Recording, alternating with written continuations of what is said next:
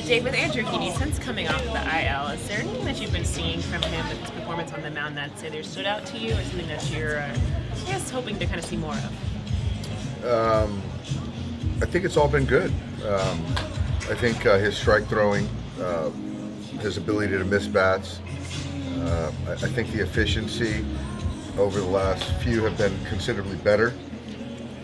And, you know, just building him up each start outside of that abbreviated Kansas City start. You know, so I think right now with where he's at, you know, the goal is to get him through 5 innings. And if we can do that, I think we'll be in a good spot going forward. Tommy's starting rehab time with OKC. I mean, how much time do you feel like he'll need down there before he's ready to come up? Yeah, he's going tonight. He'll throw an inning. There's certainly some boxes that we need to check. So I think the floor is certainly 2 weeks, and then kind of, you know, where we're at, then that'll sort of dictate what we do then. That OKC bullpen has a lot of names that could be in your bullpen. How many of those guys do you sort of anticipate being in your mix down the stretch? Obviously, you mentioned Tommy. Blake's there. Victor is there. I think those are Duffy's there. So there's some really good names. Obviously, our guys here are throwing the baseball well, so a lot can change from now until the end of the season, but all those guys are in the mix. What have the reports been saying on Victor González? Reports have been good. He's bouncing back well. The stuff is good.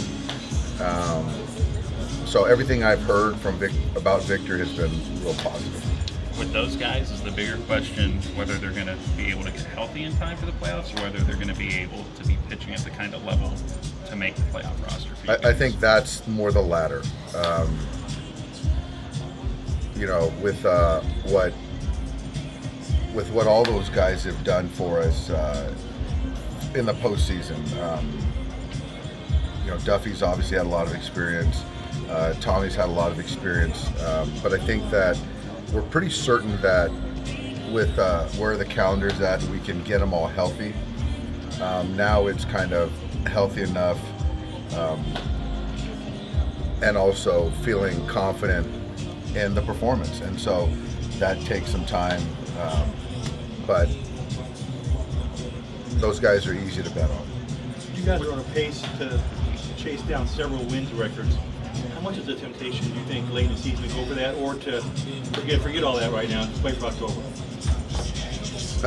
I think the great thing about our ball club is there's a lot of talented players on our roster, and so for me, I do think that, you know, once we clinch, I know Freddie, you know, is going to get a day off here or there. I think Trey's going to do the same thing.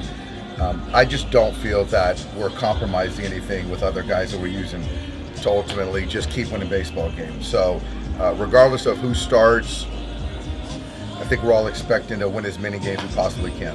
Is going for those records a priority at all, or is that? No. I think it's just the priority, honestly, Bill, is just going out there and playing the way we've been playing baseball every single night. And that's the priority. So I don't think most guys know the win record for a team, modern day or whatever it is. Our goal is to win a championship. So however that looks, that still remains top priority. Have you already started shaping your pitching, doing that, thinking ahead to October? Not yet.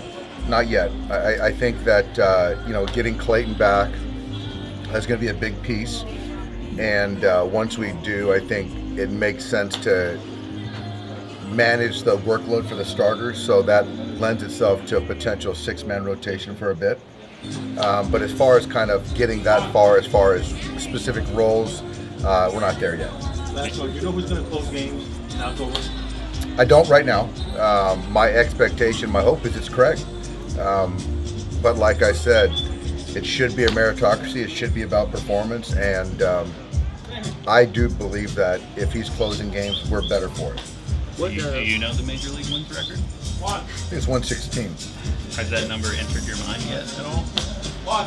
I know it, but it's not something that I'm spending a lot of time thinking about. You guys were in so much fun. 17, where like people started throwing your guys' name in the conversation with the 0-1 Mariners type seasons in September. Kind of fell off a little bit. How do you sort of stave that off? It's a completely different ball club. I thought we rebounded the last 10 days in September from that year, but you just don't know what's going to happen. So I think right now, I think the good thing about this ball club is it's a very, focus on today group. With Freddie and Trey in particular, has there been a line you've had to walk between letting them continue to play every day until you get to the division versus, balancing whatever kind of, cost there is to that? I don't think there's certain guys just are built physically, mentally to play every day. They prepare for that. I think we've done a very good job of when we can get them off their feet in a particular game.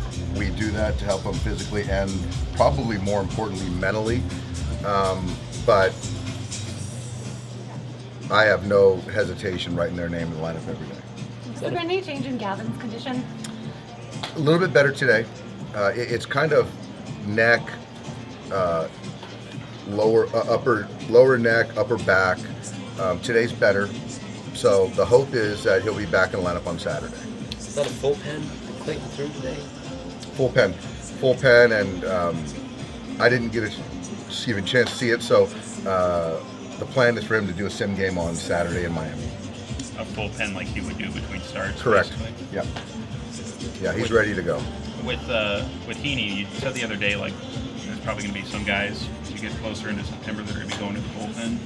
Is he one of those guys that's in that group? And is there a level of, with some of those guys on the fringe, kind of the next couple weeks fighting for whatever spot or role or prominence they're going to have on the postseason roster for you guys?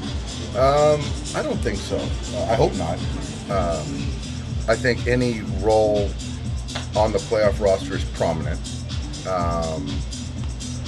That decision, we're not there, so I just don't feel that it's beneficial for anyone to talk about potential guys. And so I think my encouragement is to go out there and when you're called upon in whatever role up until that point and beyond, pitch well.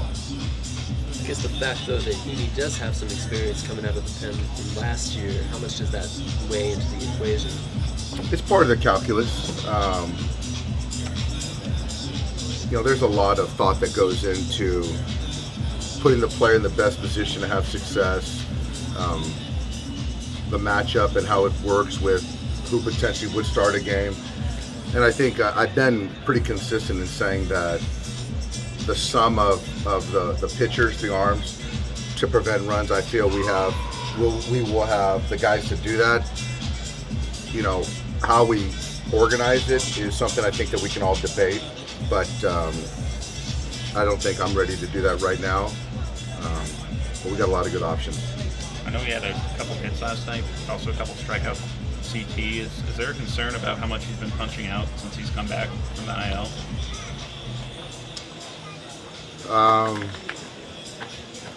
CT's very mechanics driven.